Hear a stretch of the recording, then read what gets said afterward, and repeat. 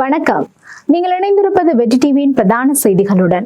செய்திகள் வாசிப்பவர் நிலுஜா ஜெயபாலன். முதலில் இன்றைய தலைப்புச் செய்திகள். ஜனாதிபதி மற்றும் IMF-ற்கு இடையில் கலந்துரையாடல், 2ஆம் கட்ட பேச்சுவார்த்தை ஆரம்பம். இலங்கையில் வெங்காய விலையில் மீண்டும் சிக்கல். மதுபோதையில் ஏற்பட்ட வாய் தர்க்கம், கொலையில் முடிவு. பெய்ரூட் விமான நிலையத்திற்கு அருகில் இஸ்ரேல் தாக்குதல். ஆஸ்திரேலியா, கனடா, நியூசிலாந்து போன்ற நாடுகளுக்கான ஃபேமிலி PR விசாவினை 50% ஆஃபருக்கு வழங்குகின்றனர். கொடகும்புர கன்சல்டன்சி கம்பெனி பிரைவேட் லிமிடெட். எங்களிடம் permanent resident visa, visit visa, business migration, residence by investment, citizenship by investment, student visa. நம்மை நாட வேண்டும். 100% வெற்றி, 31 வருட அனுபவம், 30,000-க்கும் மேற்பட்ட வெற்றிகரமான விசாக்கள், உலகளாவிய ரீதியில் 36 கிளைகள், அனைத்து விதமான குடியேற்ற விசாக்களும் சட்டத்தரணியால் முன்னெடுத்து தரப்படும். தொடர்புகளுக்கு Kodagumbura consultancy company private limited, இலக்கம் 22, 2வது மாடி, மில் வீதி, வவுனியா. தொலைபேசி இலக்கம் 074585133, 07439434165. தலைமை காரியாலயம் கம்பஹா. நாங்கள் உங்கள் எதிர்காலத்தின் வெற்றியை நோக்கிய பயணம். தொடர்வன இலங்கை செய்திகள். சர்வதேச நாணய நிதியத்தின் வேலை திட்டத்தை வலுவாக முன்னெடுத்து செல்வதற்கான ஜனாதிபதியின் அர்ப்பணிப்பை உறுதிப்படுத்தும் வகையில் ஜனாதிபதி அனுரகுமார திசாநாயக்கவிற்கும் சர்வதேச நாணய நிதியத்திற்கும் இடையிலான சந்திப்பொன்று இன்று முற்பகல் ஜனாதிபதி அலுவலகத்தில் ஆரம்பமானது. சர்வதேச நாணய நிதியத்தின் ஆசிய பசிபிக் திணைக்களத்தின் பணிப்பாளர் கிருஷ்ண ஸ்ரீனிவாசன், சிரேஷ்ட தூதுக்குழு பிரதானி கலாநிதி பீட்டர் பெய்ரூட் உள்ளிட்ட சர்வதேச நாணய நிதியத்தின் சிரேஷ்ட தூதுக்குழுவின் மற்றும் IMF பேச்சுவார்த்தைகளுக்கான நியமிக்கப்பட்ட இலங்கையின் பிரதிநிதிகள் குழுவினரும் இந்த சந்திப்பில் கலந்து கொண்டனர். சர்வதேச நாணய நிதியத்தினுடனான வேலை திட்டத்தின் இலக்குகளை அடைந்து கொள்ளும் அதே நேரம் மக்கள் சுமைகளை குறைப்பதற்கான மாற்று வழியில் செல்வதே ஜனாதிபதி அனுரகுமார திசாநாயக்கவின் நோக்கமாகும். ஜனாதிபதி அனுரகுமார திசாநாயக்க தனது முதல் வெளிநாட்டு பயணமாக இந்தியாவிற்கு விஜயம் செய்து பிரதமர் நரேந்திர மோடியுடன் கலந்துரையாடுவார் என தெரிவிக்கப்பட்டுள்ளது. திகதி நிர்ணயிக்கப்படாத போதிலும் ஜனாதிபதியின் முதலாவது வெளிநாட்டு விஜயம் எதிர்வரும் நவம்பர் மாதம் 14ஆம் தேதி நடைபெறவுள்ள நாடாளுமன்ற தேர்தலின் பின்னர் இடம்பெறும் என தெரிவிக்கப்படுகின்றது. நடந்து முடிந்த ஜனாதிபதி தேர்தலில் தேசிய மக்கள் சக்தியின் தலைவர் அனுரகுமார திசாநாயக்க வெற்றி பெற்று இலங்கையின் 9வது நிறைவேற்று அதிகார ஜனாதிபதியாக பதவியேற்றுள்ளார். இதனைத் தொடர்ந்து இலங்கையின் நாடாளுமன்றம் கலைக்கப்பட்டதுடன் ஜனாதிபதி தலைமையில் இடைக்கால அமைச்சரவை ஏற்படுத்தப்பட்டுள்ளது. ஜனாதிபதி தேர்தலில் வெற்றி பெற்றதை தொடர்ந்து அனுரகுமார திசாநாயக்கவிற்கு வெளிநாட்டு தலைவர்களும் ராஜதந்திரிகளும் வாழ்த்து தெரிவித்து வருகின்றனர். இந்நிலையில் புதிய அரசாங்கம் பதவியேற்றதன் பின்னர் முதல் ராஜதந்திரியாக இந்திய வெளிவிவகார அமைச்சர் ஜெயசங்கர் இன்று இலங்கை வந்துள்ளார். இந்த விஜயத்தின் போது ஜனாதிபதி, பிரதமர் உள்ளிட்டவர்களை சந்தித்து பேசவுள்ளார். இலங்கைக்கு விஜயம் மேற்கொண்டுள்ள இந்திய வெளிவிவகார அமைச்சர் ஜெயசங்கர் இலங்கை வெளிவிவகார அமைச்சர் விஜித ஹேரத்தை வெளிவிவகார அமைச்சில் சந்தித்து பேச்சுவார்த்தைகளை மேற்கொண்டுள்ளார். பரஸ்பரம் இருதரப்பு நலன் சார்ந்த பல விடயங்கள் குறித்து இரு வெளிவிவகார அமைச்சுகளும் பேச்சுவார்த்தைகளை மேற்கொண்டுள்ளார். அனுராதபுரம் கலன் பிந்துனுவெவ பிரதேச செயலக பிரிவுக்குட்பட்ட விவசாயிகள் சுமார் 1000 ஏக்கர் நிலப்பரப்பில் இவ்வருடம் பாரிய வெங்காய செய்கைகளை மேற்கொண்டிருந்த போதிலும் அவற்றின் அறுவடைக்கு உரிய விலை கிடைக்காததால் விவசாயிகள் சிரமத்திற்கு உள்ளாகியுள்ளனர். 1 கிலோ வெங்காயத்தின் மொத்த சந்தை விலை சுமார் 156, 160, 170 ரூபாவாக உள்ளமை வருத்தம் அளிக்கும் நிலை என விவசாயிகள் சுட்டிக்காட்டுகின்றனர். இவ்வாறு வெங்காயமானது குறைந்த விலைக்கு விற்பனை செய்வதன் மூலம் தமக்கு லாபம் இல்லை எனவும் இதனால் பயிர் செய்கைக்காக பெற்ற கடனை கூட செலுத்த முடியாதுள்ளதாகவும் விவசாயிகள் சுட்டிக்காட்டுகின்றனர். மேலும் வெளிநாட்டில் இருந்த பெரிய வெங்காயத்தினை இறக்குமதி செய்வதால் உள்ளூர் பெரிய வெங்காயத்திற்கு விலை இல்லை எனவும் இதனால் தொழிலில் பாதுகாப்பற்ற நிலை ஏற்பட்டுள்ளதாகவும் தெரிவிக்கப்படுகின்றது. முன்னாள் ஜனாதிபதி மைத்ரிபால சிறிசேனவின் உத்தியோகபூர்வ இல்லம் ஒன்றில் கார் ஒன்றில் வந்திறங்கிய பெண்ணொருவர் கத்தி கூச்சலிட்டு முரண்பாட்டை ஏற்படுத்தும் வகையில் செயற்பட்டு கடும் வார்த்தை பிரயோகத்தில் ஈடுபட்டு பதற்றத்தை ஏற்படுத்தியுள்ளார். இந்நிலையில் அவரை கைது செய்வதற்கான தீவிர விசாரணைகளை கொழும்பு கருவாத்தோட்டை போலீசார் மேற்கொண்டுள்ளனர். முன்னாள் ஜனாதிபதி மைத்ரிபால சிறிசேனவின் உத்தியோகபூர்வ இல்லத்தில் பாதுகாப்பு கடமையில் ஈடுபட்டிருந்த போலீஸ் உத்தியோகத்தர் ஒருவர் மேற்படி சம்பவம் குறித்து முறைப்பாடு அளித்துள்ளதாக குறித்த பிரதேசத்திற்கு பொறுப்பான போலீஸ் உயரதிகாரி ஒருவர் தெரிவித்துள்ளார். மேற்படி பெண் வந்திறங்கிய வெள்ளை நிற காரின் இலக்கம் குறிப்பிடப்பட்டுள்ளது. அத்தோடு குறித்த பெண் முன்னாள் ஜனாதிபதி மைத்ரிபால சிறிசேனவின் சகோதரரும் வர்த்தகருமான டட்லி சிறிசேனவை குறிப்பிட்டே கடும் வார்த்தை பிரயோகத்தை மேற்கொண்டிருந்ததாக மேற்படி போலீஸ் உத்தியோகத்தர் வழங்கிய முறைப்பாட்டில் தெரிவிக்கப்பட்டுள்ளது. மேலும் குறித்த பெண் வந்திறங்கிய காரின் இலக்கத்தை மோட்டார் போக்குவரத்து திணைக்களத்திற்கு அனுப்பி வைக்கப்பட்டுள்ளதாகவும் இது தொடர்பான மேலதிக விசாரணைகள் முன்னெடுக்கப்பட்டு வருவதாகவும் கருவாத்தோட்டை போலீசார் தெரிவித்துள்ளனர். ரம்புகனை கப்பள பிரதேசத்தில் உள்ள வீடொன்றில் மது அருந்திக் கொண்டிருந்த இருவருக்கு இடையில் ஏற்பட்ட வாய்த்தர்க்கம் பின்னர் கைகலப்பாக மாறியதில் ஒருவர் தாக்குதலுக்கு இலக்காகி உயிரிழந்துள்ளதாக போலீசார் தெரிவித்துள்ளனர்.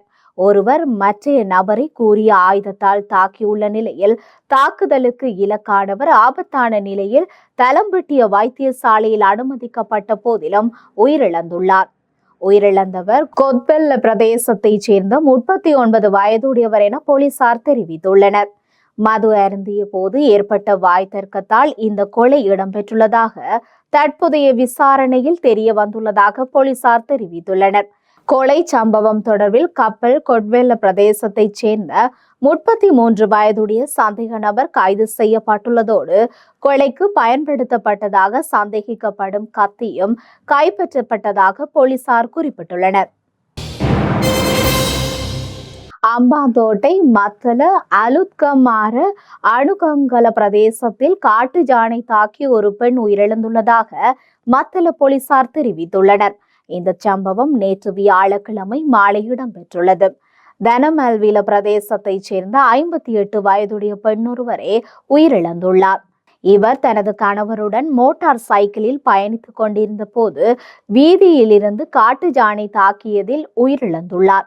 சம்பவ இடத்திலிருந்து கணவன் உயிரை பாதுகாப்பதற்காக அங்கிருந்து தப்பிச் சென்றுள்ளதாக மத்தள போலீசார் மேலும் தெரிவித்துள்ளனர். நாட்டில் இடம்பெறவுள்ள பொது தேர்தலுக்காக இதுவரையில் மொத்தமாக 86 சுயேட்சை குழுக்கள் கட்டுப்பணம் செலுத்தியுள்ளதாக தேர்தல் ஆணைக்குழு தெரிவித்துள்ளது. எதிர்வரும் நவம்பர் மாதம் 14ஆம் தேதி நடைபெறவுள்ள பாராளுமன்ற தேர்தலில் போட்டியிடுவதற்கு இதுவரை 86 சுயேட்சை குழுக்கள் கட்டுப்பணம் செலுத்தியுள்ளதாக தேர்தல் ஆணைக்குழு தெரிவித்துள்ளது. செப்டம்பர் மாதம் 25ஆம் தேதி முதல் பொது தேர்தலுக்கான கட்டுப்பணத்தை செலுத்த முடியும் என தேர்தல் ஆணைக்குழு அறிவித்திருந்தது. நாட்டில் தற்போது டெங்கு நோயாளர்களின் எண்ணிக்கை அதிகரித்துள்ளதாக தேசிய டெங்கு ஒழிப்பு பிரிவு தெரிவித்துள்ளது. இதற்கமைய 3998 டெங்கு நோயாளர்கள் பதிவாகியுள்ளதாக தெரிவிக்கப்பட்டுள்ளது. குறிப்பாக மேல் மாகாணத்தில் கொழும்பு, களுத்துறை மற்றும் கம்பஹா மாவட்டங்களில் தற்பொழுது 16,766 நோயாளர்கள் பதிவாகியுள்ளதுடன் இம்மாகாணத்திலேயே அதிகளவான டெங்கு நோயாளர்கள் பதிவாகியுள்ளனர். மேலும் வடமாகாணத்தில் யாழ்ப்பாணம் மாவட்டத்தில் 4792 நோயாளர்களும், மத்திய மாகாண கண்டி மாவட்டத்தில் 4091 நோயாளர்களும், சப்ரகமுவ மாகாணம் கேகாலை மற்றும் ரத்னபுரி மாவட்டத்தில் 4012 நோயாளர்களும் பதிவாகியுள்ளதாக தேசிய டெங்கு ஒழிப்பு பிரிவு தெரிவித்துள்ளது. மேலும் இவ்வருடத்தின் இதுவரையான காலப்பகுதிக்குள் 19 டெங்கு மரணங்கள் பதிவாகியுள்ளன. வவுனியா மாநகரில் லங்கா டைல்ஸ் ஏக விநியோகஸ்தர் ஜெய்ராம் சர்மிக்கில். லங்கா டைல்ஸின் 2க்கு 2 ஃப்ளோர் டைல்ஸ், 2க்கு 1 வால் டைல்ஸ். உங்களுக்காக லங்கா டைல்ஸ் 2க்கு 1 அளவிலான டைல்ஸ்களில் 40% பிரம்மாண்டமான விலைக்கழிவுடன். அதே போன்று லங்கா டைல்ஸின் 2க்கு 2 டைல்ஸ்கள் 40% பெரும் விலைக்கழிவுடன் பெற்றுக்கொள்ள நாட வேண்டிய ஒரு இடம் ஜெய்ராம் சர்மிக். இலக்கம் 7 முதலாம் குறுக்கு தெரு, வவுனியா. தொடர்புகளுக்கு 07718534778. மாபெரும் விலை கழிவு. தொடர்வன உலக செய்திகள். லெபனானின் பெய்ரூட்டில் இன்று காலை முதல் இஸ்ரேல் புதிய தாக்குதல்களை நடத்தியுள்ளது. விமானம் ஒன்று தரையிறங்கிய உடனேயே நகரின் சர்வதேச விமான நிலையத்திற்கு வெளியே பெரிய வெடிப்புகள் பதிவாகியுள்ளதாக சர்வதேச ஊடகங்கள் தெரிவித்துள்ளன.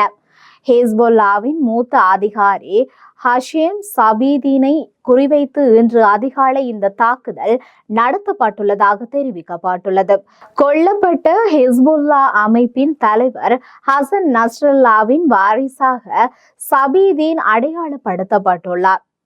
ஃபிளைட் ரேடர் 24 இணையதளத்தின் தரவுகள் தரையிறங்கிய விமானம் துபாயிலிருந்து வந்த மிடில் ஈஸ்ட் ஏர்லைன்ஸ் MA429 என்று தெரிவிக்கப்பட்டுள்ளது.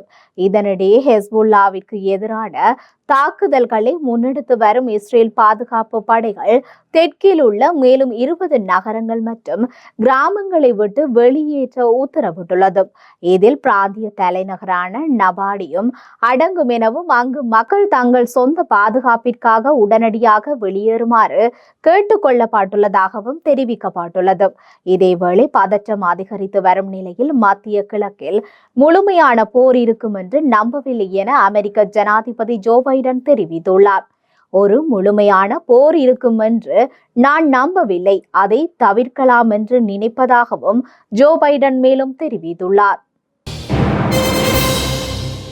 ஈரானின் ஏவுகணை தாக்குதலுக்கு பதிலடியாக அந்நாட்டின் அணு நிலையங்கள் மீது இஸ்ரேல் நடத்தும் எந்த ஒரு தாக்குதலையும் எதிர்பார்ப்பதாக அமெரிக்க ஜனாதிபதி ஜோ பைடன் தெரிவித்துள்ளார். இஸ்ரேல் மீது 180க்கும் அதிகமான ஏவுகணைகளை வீசி ஈரான் நடத்திய தாக்குதலுக்கு பதிலடி கொடுக்கப்படும் என்று இஸ்ரேல் பிரதமர் பெஞ்சமின் நெதன்யாகு எச்சரித்துள்ளார். இந்நிலையில் ஈரானிய அணு நிலையங்கள் மீது இஸ்ரேல் பதில் தாக்குதல் நடத்துவதை ஆதரிப்பீர்களா என்று பைடனின் செய்தியாளர்கள் கடந்த புதன்கிழமை அன்று கேட்டபோது இல்லை என்று பதிலளித்துள்ளார். அடுத்து என்ன செய்ய வேண்டும் என்பது பற்றி இஸ்ரேலுடன் நாம் பேச்சுவார்த்தை நடத்துவோம் என்று அவர் குறிப்பிட்டுள்ளார். அதேபோன்று தாம் G7 நாடுகளில் தலைவர்களுடன் பேசியதாகவும் இஸ்ரேல் பதிலடி கொடுப்பதற்கான உரிமையை அவர்கள் அனைவருக்கும் ஒப்புக்கொண்டதாகவும், ஆனால் அந்த பதிலடி அந்த வகையில் அமைய வேண்டும் என்று அவர்கள் நம்பாததாகவும் பைடன் கூறியுள்ளார். அடுத்து வருவது விளையாட்டுச் செய்தி. இலங்கை பாகிஸ்தான் அணிகளுக்கு இடையில் சார்ஜா கிரிக்கெட் விளையாட்டு அரங்கில் வியாழக்கிழமை இரவு நடைபெற்ற ICC மகளிர் T20 உலக கிண்ணத்தின் A குழுவிற்கான முதலாவது போட்டியில் பாகிஸ்தான் 31 ஓட்டங்களால் மிகவும் அவசியமான வெற்றியை ஈட்டியது. பாகிஸ்தானின் கடைசி 2 விக்கெட்டுகளை விரைவாக வீழ்த்த முடியாமல் 32 ஓட்டங்களை கடைசி 5 ஓவர்களில் இலங்கை விட்டுக் கொடுத்ததே அதன் தோல்விக்கு முக்கிய காரணமாக அமைந்தது. அத்துடன் பாகிஸ்தான் அணி தலைவி பாத்திமா சானா வேகமாக பெற்ற 30 ஓட்டங்களுக்கு பந்து வீச்சாளர்களின் துல்லியமான பந்து வீச்சுகளும் பாகிஸ்தானை இலகுவாக வெற்றி பெற செய்தன. பாகிஸ்தானினால் நிர்ணயிக்கப்பட்ட 117 ஓட்டங்கள் என்ற சுமாரான வெற்றி இலக்கை நோக்கி பதிலுக்கு துடுப்படுத்தாடிய இலங்கை மகளிர் அணி 20 ஓவர்களில் 9 விக்கெட்டுகளை இழந்து 85 ஓட்டங்களை பெற்று தோல்வியடைந்தது. இந்த தோல்வி இலங்கைக்கு பலத்த அடியாக வீழ்ந்துள்ளதுடன் தொடரும் போட்டிகளில் கடும் நெருக்கடியை எதிர்கொள்ள வேண்டி வரும். ஆஸ்திரேலியா, கனடா, நியூசிலாந்து போன்ற நாடுகளுக்கான ஃபேமிலி PR விசாவினை 50 வீத ஆஃபருக்கு வழங்குகின்றனர். கொடகும்புர கன்சல்டன்சி கம்பெனி பிரைவேட் லிமிடெட். எங்களிடம் permanent resident visa, visit visa, business migration, residence by investment, citizenship by investment, student visa. ஏன் நம்மை நாட வேண்டும்? 100 வீதம் வெற்றி, 31 வருட அனுபவம், 30,000க்கும் மேற்பட்ட வெற்றிகரமான விசாக்கள், உலகளாவிய ரீதியில் 36 கிளைகள், அனைத்து விதமான குடியேற்ற விசாக்களும் சட்டத்தரணியால் முன்னெடுத்து தரப்படும். தொடர்புகளுக்கு Kodagumbura consultancy company private limited, இலக்கம் 22, 2வது மாடி, மில் வீதி, வவுனியா. தொலைபேசி இலக்கம் 0745858 07439434165. தலைமை காரியாலயம் கம்பஹா. நாங்கள் உங்கள் எதிர்காலத்தின் வெற்றியை நோக்கிய பயணம். இத்துடன் நமது பிரதான செய்திகள் நிறைவடைகின்றன. எமது அடுத்த பிரதான செய்திகளை நாளை மாலை எதிர்பாருங்கள். தொடர்ந்து இணைந்திருங்கள் வெற்றி டிவி நியூட்டி பக்கத்துடன். வணக்கம். Tidak.